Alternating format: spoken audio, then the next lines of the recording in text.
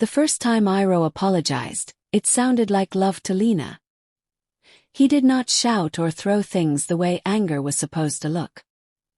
He sat on the edge of the bed, shoulders slumped, eyes shining as if he had been crying long before she entered the room. "I don't know why I act like this," he said quietly, rubbing his palms together. "Something in me is damaged. I try, Lena, I really try. Please don't leave me." His voice cracked at the last sentence, and that small break felt heavier than any scream. Lena stood there, arms folded around herself, listening. If you've ever loved, lost, or felt broken by someone you cared about, this channel is for you. Subscribe, like, and stay with us for more real stories that speak from the heart. Broken people felt familiar to her. She had grown up learning that love meant enduring, fixing, staying. Peace had always seemed like something other people were allowed to want. She sat beside him and said, "I'm not leaving," even though part of her already felt tired. Iroh lifted his head, relief flooding his face. "You're the only one who understands me," he said, gripping her hand tightly. "Everyone else gives up on me." Those words settled into her chest like responsibility. She nodded, telling herself that patience was kindness, that staying was strength. When he whispered, "I don't deserve you," she mistook the warning for devotion. That night, she lay awake while he slept peacefully, replaying his apology in her head. Sounded gentle, sounded sincere, sounded like love. In the beginning, Iroh studied Lena as if she were a language he needed to master. He noticed how her voice softened when she talked about her childhood, how her eyes drifted away when certain memories surfaced. "You go quiet when you think about that," he would say, touching her arm. "Did someone hurt you?" When she nodded, he pulled her close. "I won't ever do that," he promised. He held her as though she might vanish if he loosened his grip. "I've never felt safe before you," he told her one night while they lay on the floor, staring at the ceiling. She felt chosen, needed. When she laughed, he smiled like he had caused it. When she cried, he wiped her tears and said, "Let me protect you." His attention wrapped around her tightly, warmly at first. Slowly it began to change shape. "Why didn't you reply earlier?" he asked one afternoon, checking his phone again. "I was busy," she said lightly. He frowned. "Busy with who?" Another day when her phone buzzed, he asked, "Who's that?" She shrugged. "A friend." He nodded but didn't smile. "I just worry," he said. "I love you too much." When she spent time laughing with others, his mood shifted, his voice distant. "You seem happier without me," he muttered once. When she tried to reassure him, he replied, "If you cared, you'd understand why it hurts." What once felt like safety began to feel like being watched. Arguments followed a pattern Lena slowly memorized. Iroh would accuse, she would explain, and somehow she would end up apologizing. "You're so selfish sometimes," he said after she chose to stay late with friends. "I needed you." She frowned. "I told you earlier." He scoffed. "You always twist things." When she cried, he crossed his arms. "Why are you acting like the victim?" When she stayed calm, he shook his head. "You don't even care enough to react." No response was ever right. After each fight, he returned softer, almost fragile. Long messages filled her phone. "I hate myself for hurting you. I'll change, I swear. You're all I have." He said the words aloud too, hands trembling, forehead pressed against hers. "Please forgive me," he whispered. She learned to wait for those moments, to endure the damage for the comfort of the apology afterward. It became the proof that what they had mattered. Still, something inside her began to dim. She stopped trusting her instincts. She rehearsed sentences before speaking. She watched his face carefully, measuring her worth by how calm she could keep him. Sometimes, late at night, she stared at her reflection and barely recognized the girl who flinched at sighs and silence. She wondered when love started to feel like this, but she never asked out loud. Lena began shrinking without noticing when it started. It showed in small choices first. She stopped sharing certain stories because Iroh reacted badly to things that reminded him he was not the center of her world. When she talked about work, he sighed and said, "You care more about that place than me." When she mentioned old friends, he asked, "Why do you still need them?" She learned which subjects caused tension and quietly avoided them. At night, when they lay side by side, she often stayed awake, listening to his breathing, wondering if she had said something wrong earlier. "You're quiet," he said once, turning toward her. "What are you thinking about?" She hesitated. "Nothing," she replied. He watched her closely. "You always say that when you're hiding something." She felt guilty without knowing why. "I'm just tired," she said. He rolled away. "You don't open up to me anymore." The next morning, she apologized for shutting down. He accepted it with a nod, as if it were expected. Slowly, she stopped asking herself what she felt and focused on what would keep him calm. She told herself this was what commitment looked like: adjusting, compromising, understanding someone's wounds. When doubt surfaced, she pushed it down, reminding herself of his tears, his apologies, the way he said her name when he was afraid. Love, she believed, was supposed to be difficult. And if it hurt, it must mean she was doing it right. Iroh's apologies grew more elaborate with time. After harsh words or sudden anger, he transformed into someone fragile and remorseful. He sent long voice notes late at night, his voice shaking. "I don't sleep when we fight," he said once. "My chest hurts. I feel like I'm losing myself." Lena listened, heart heavy. "I just need time," she replied carefully. He responded instantly. "Time scares me. People leave when they get time." When they met again, he held her tightly, forehead against her shoulder. "You're my home," he whispered. She felt trapped by the tenderness. She pulled away, he noticed. "Why are you distant?" he asked. "Did I do something?" She swallowed her frustration. "No, you promise." "I promise." He smiled then, satisfied. The cycle repeated: hurt, apology, closeness. Friends noticed changes in her. "You don't talk like you used to," one said. Lena laughed it off. "I'm just busy." She did not tell them how she weighed every word before speaking, how she checked her phone constantly to avoid his questions later. Sometimes she imagined leaving, but the thought was followed immediately by guilt. "He'll break," she thought. "He needs me." And so she stayed, convincing herself that love meant holding someone together, even if it meant slowly falling apart herself. The night everything began to crack did not feel important at first. It started with something small, the way most of their fights did. They were sitting in silence when Iroh suddenly spoke. "You embarrassed me earlier," he said. Lena looked up. "How?" "The way you talked," he replied. "You made me look stupid." Her chest tightened. "I didn't mean to," she said softly. He laughed without humor. "You never mean to, but it always happens." She took a breath. "I'm trying." His voice sharpened. "You always say that." She felt exhaustion settle deep in her bones. "What do you want me to do?" she asked. He stood up, pacing. "Take responsibility for once." Something in her went quiet. She realized she was no longer angry or scared, just tired. "I can't keep doing this," she said. The room felt still. Iroh stopped walking and looked at her, then smiled faintly. "You'll calm down," he said. "You always do." His confidence struck her harder than his anger ever had. In that moment, she saw the pattern clearly, the way he expected her return, her forgiveness, her silence. She stood up slowly. "No," she said. Her voice surprised her. Sounded steady. He frowned. "Don't be dramatic." She picked up her bag. "I'm done." He laughed softly, shaking his head. "You'll be back," he said again. She didn't answer. For the first time, she didn't wait for the apology. Lena walked out without looking back, but her hands shook the entire time. The air outside felt colder than she expected, sharp against her skin. Her phone buzzed almost immediately.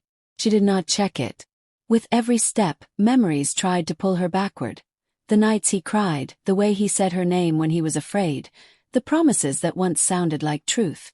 Her chest felt hollow, as if something had been removed too suddenly. By the time she reached the street, her phone buzzed again, then again. When she finally looked, there were missed calls stacked on the screen. A message followed. "Where are you going?" Another came seconds later. "Lena, answer me." She slipped the phone into her pocket and kept walking. At home, she sat on the floor with her back against the door, breathing slowly. The silence was loud. For the first time in a long while, no one was watching her reactions, measuring her tone. The relief felt unfamiliar, almost frightening. Later that night the messages changed. "I'm sorry," he wrote. "I don't know why I push you." Then anger crept in. "You're really doing this." Her body tensed with every vibration. Still she did not respond. She told herself to sleep, but her mind replayed everything she had ever said wrong. Guilt pressed against her chest. "He's hurting because of me," she thought. The habit of responsibility was hard to break. Even in her freedom, she felt tied to him by invisible threads. The days that followed were heavy and confusing. Iroh called constantly, sometimes leaving voice messages filled with sobs, other times speaking calmly, almost kindly. "Let's talk," he said. "We can fix this." Lena listened to none of them. She deleted messages without opening them, though her finger hovered every time. When silence replaced the calls, she felt uneasy. Part of her waited for the anger to return, for the insults that would confirm she had done the right thing. Instead, a single message arrived late one evening. "I miss you." That was all. Her chest tightened. She nearly replied. Instead, she put the phone face down and stared at the ceiling. Without Iroh's constant presence, time felt strange. She noticed how quiet her mornings were, how she no longer rushed to explain herself. Still she struggled with emptiness. She realized she did not miss him exactly. She missed the role she had played. The healer. Calm one. The one who stayed. Without that role, she felt unsure of who she was. At night, memories surfaced without warning. His laugh. His apologies. His hands shaking as he promised to change. She questioned herself constantly. Maybe I overreacted. Maybe I should have tried harder. The doubt felt familiar, comfortable even. Pain, she was learning, had been easier than uncertainty. Weeks passed before the truth settled in slowly, quietly. Lena began to notice changes she had not expected. She slept through the night. She laughed without checking her phone. She spoke freely without rehearsing. One afternoon, she caught her reflection in a store window and paused. Her shoulders were relaxed. Her face looked lighter. The realization startled her. She did not miss him. She missed the version of herself who believed pain was devotion. That understanding hurt more than any argument they had ever had. One evening, her phone buzzed again. A new message from Iroh appeared. She hesitated before opening it. "I'm sorry," it read. "I hope you can forgive me someday." Her hands were steady as she read it. She felt no rush of guilt, no urge to explain. Only distance. She deleted the message without replying and set the phone aside. Sitting alone, she breathed deeply, feeling something unfamiliar settle in her chest. Peace. It did not come with grand relief or triumph. It arrived quietly, like a door closing without a sound. She understood then that love should not require endurance to prove its worth. For the first time, she did not wait for an apology to tell her she mattered. She mattered because she existed, because she chose herself. And that choice, though still fragile, felt like the beginning of something honest. Even with the quiet settling around her, Lena did not heal in a straight line. Some mornings she woke up calm, stretching slowly, enjoying the simple fact that no one was waiting to question her mood. Other days, she woke with a tight chest and the old instinct to check her phone, to see if she had missed something important, something urgent. The habit lingered like a shadow. At work, she caught herself apologizing too quickly. "Sorry," she said when someone bumped into her. The word left her mouth before she could stop it. She noticed how often she explained herself, even when no explanation was needed. One afternoon, a colleague asked, "Why do you always sound like you're asking for permission?" The question stayed with her. At night, memories returned without warning. Not just the bad ones, but the soft moments too. The way Iroh used to brush her hair back, the way he whispered her name when he thought she was asleep. Those memories confused her. They made her doubt her strength. "It wasn't all bad," she said out loud once, sitting alone in her room. The silence did not argue with her. Slowly, she began writing things down, not to relive the pain, but to remember the truth. She wrote about the fear, the shrinking, the exhaustion. She wrote about how small she had become.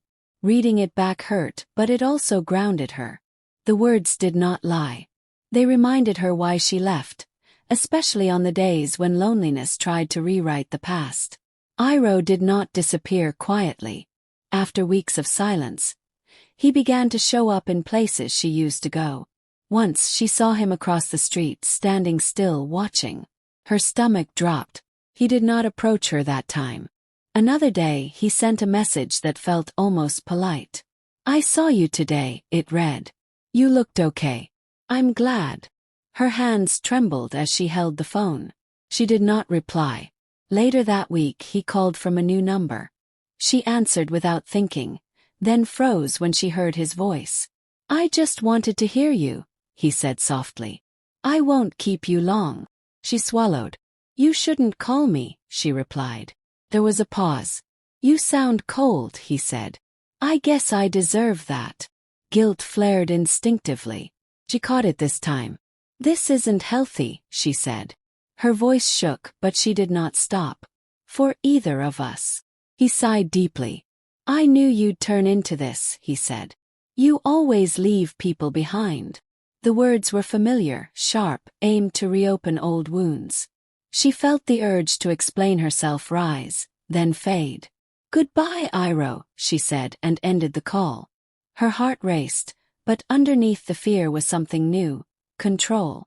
For once, she had not defended herself. She had simply chosen distance. That night, Lena sat by the window and watched the city lights blink on one by one. She thought about how many times she had stayed in the past, not because she wanted to, but because she was afraid of being seen as someone who gives up. She had confused endurance with loyalty, silence with maturity. Now, she was beginning to understand the cost of that confusion. Healing felt slow and uneven. Some days she felt strong, other days she felt like she was learning how to breathe all over again. She spoke less, but when she did, her words felt truer. She laughed more freely, without checking who was watching. Slowly, she started to trust her instincts again, even when they scared her. She learned that love did not need to hurt to feel deep, and apologies were not proof of change. As she closed the window and turned off the light, she felt tired but not empty. The future felt uncertain, but it was hers. She did not know yet what she would become outside of survival, outside of fixing someone else.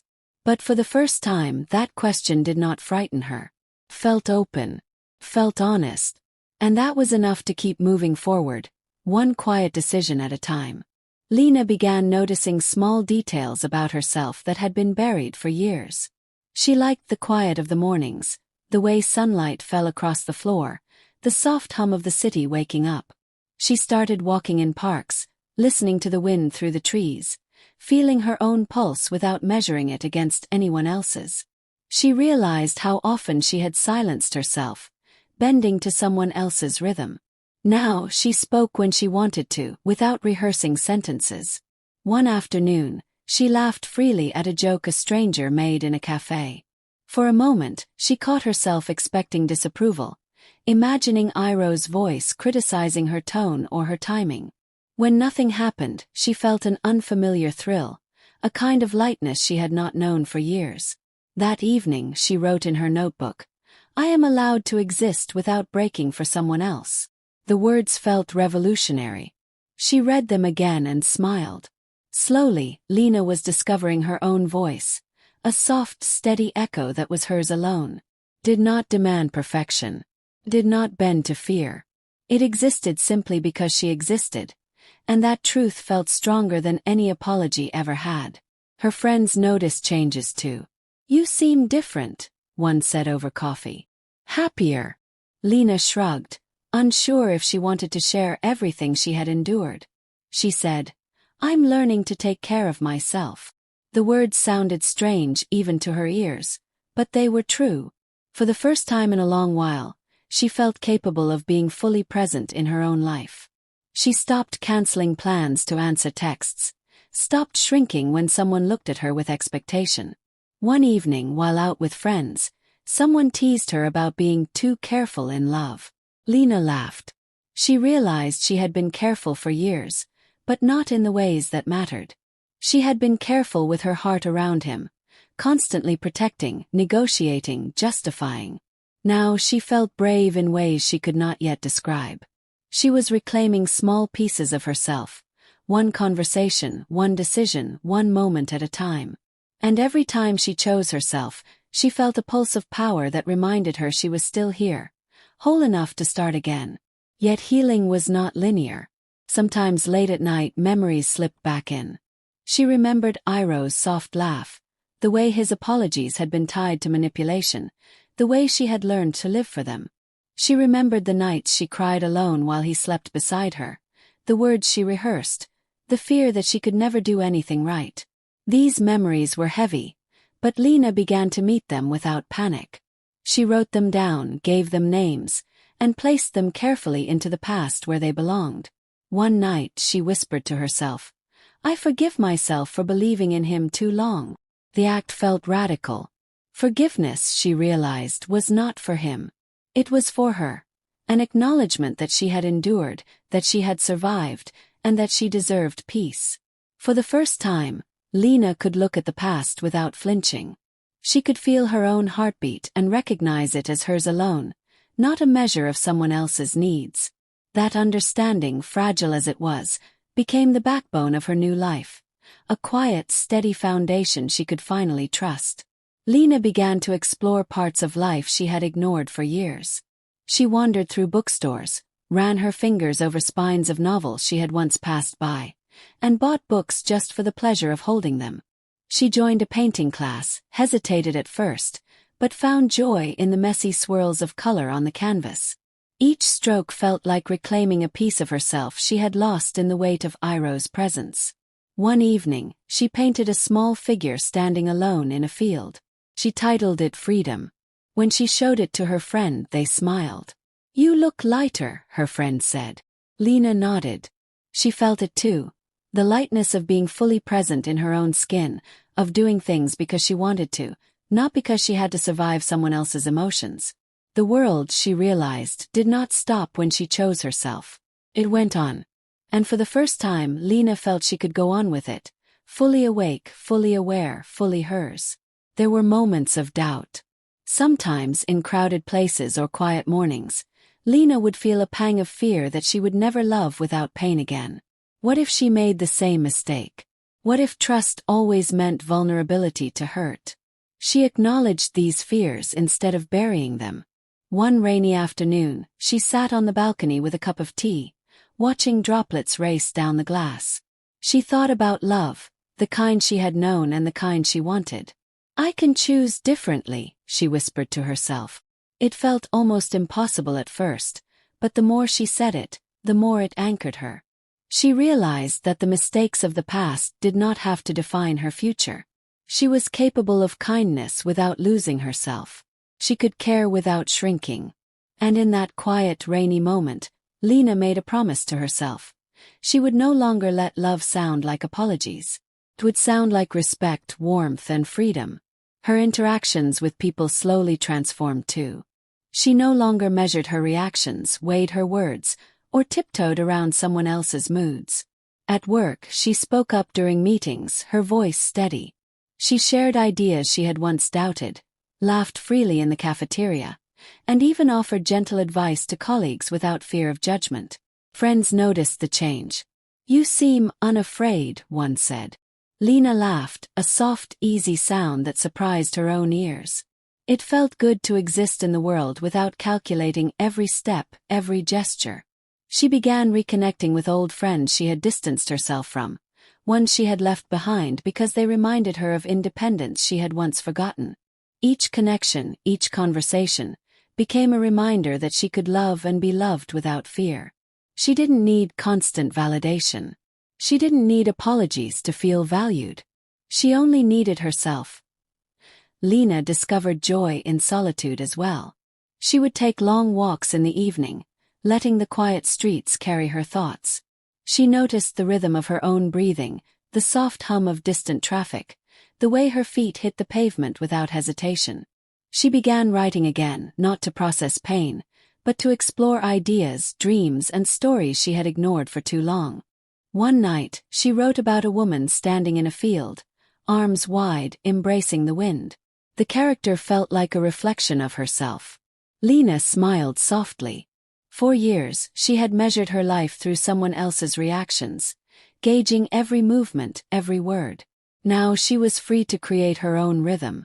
Freedom was not loud or dramatic. It was the quiet permission to be fully present, fully alive, and fully herself. The realization settled in her chest like warm sunlight. Evenings became moments of reflection rather than dread. Lena would light a small candle, sit on her balcony, and watch the world in motion.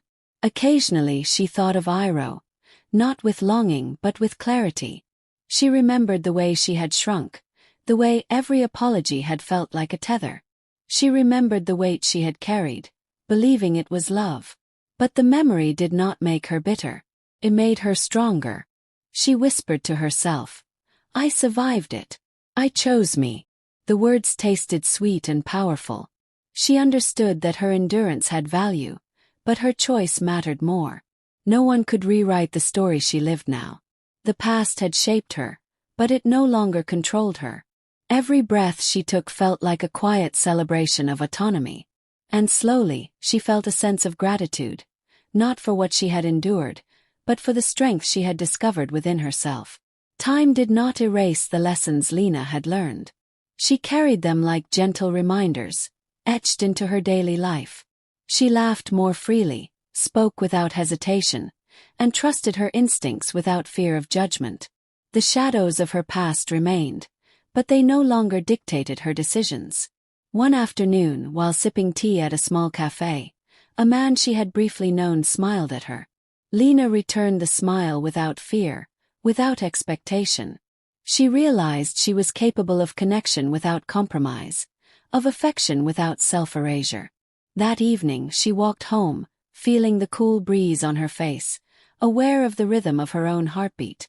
She understood then that the most profound love she could experience was the one she gave herself. It was steady, patient, and unshakable. The truth she carried was simple. She would never again let love demand her silence or her pain as proof. Despite her growth, Lena sometimes felt a quiet ache that she could not name. It was not longing for Iroh, not in the way it had been before, but a lingering sorrow for the years she had lost. She remembered the nights she had counted his apologies like prayers, believing they were proof of love. She remembered the times she had erased herself to soothe someone else's fears, the moments she had doubted her own instincts. Those memories returned unbidden, often in the stillness before dawn. She did not cry anymore, but a heavy nostalgia settled in her chest, a subtle reminder that healing did not erase the past. She had gained freedom, but the cost had been higher than she wanted to admit. Freedom, she realized, carried its own sorrow. The knowledge that life she could have lived differently had been stolen by a love that was never hers to keep. Lena continued to build a life that was fully her own. She filled her apartment with plants and books, painted walls in colors that made her feel alive, and joined groups where she met people who valued her for herself. She laughed, she spoke, she chose her own adventures. And yet, in quiet moments, she felt the echo of the version of herself she had lost. The one who had loved too much, who had mistaken pain for devotion, who had lived for apologies instead of her own heartbeat. The ache was subtle but persistent, a ghost of the life she had allowed to be consumed by someone else's shadows. She understood now that some scars never faded completely. They simply became part of the rhythm of her existence, reminders of lessons learned the hard way. One rainy evening, Lena received a message she had been expecting but did not want. Iroh's words were simple, almost mundane. "I hope you're okay." Her chest tightened, not with longing but with exhaustion. She stared at the screen, feeling a flicker of the old pain, the kind that demanded she question herself, her choices, her worth. She did not respond. She placed the phone face down and walked to the window, watching the rain trace random paths down the glass. Memories rushed in. His apologies, his tears, the way she had sacrificed herself to keep him whole. She felt a hollow recognition. She had escaped, yes, but the fragments of her younger self, the parts that had loved blindly, were still there, fragile and bruised. She whispered to the empty room, "I did what I could," and pressed her palms to the glass. Outside, the world moved on, but inside her, a quiet grief lingered. As night fell, Lena sat in the dark, the apartment silent except for the ticking of the clock.